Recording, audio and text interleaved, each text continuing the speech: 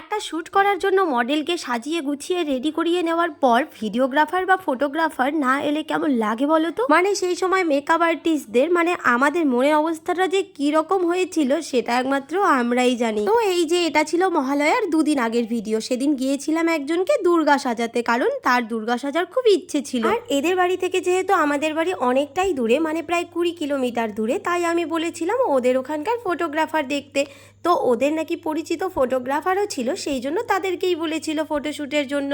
But জানি না কিরকম ভাবে ওদের কথা হয়েছিল যে বিকেলবেলা মডেলকে রেডি করিয়ে গোটা বিকেলটা ওদেরকে ফোন করতে করতে আমরা হাঁপিয়ে গেলাম। বাট ফটোগ্রাফার এলো কখন জানো, মানে এই যে তোমরাই দেখো চারিদিকটা পুরো অন্ধকার হয়ে গেছে, তারপর এলো ফটোগ্রাফার। এবার তারা এসে কি বললো জানো, যে তারা নাকি জানতোই না যে এরকম কোনো শ্যুট করা হবে এখানে। মানে ব্যাপারটা পুরোটাই একটা মিসআন্ডারস্ট্যান্ডিং হয়ে গেছে। তাই কি আর করা যাবে, চলো আমরা এখন মোবাইল দিয়েই কিছু ভিডিও বানাই।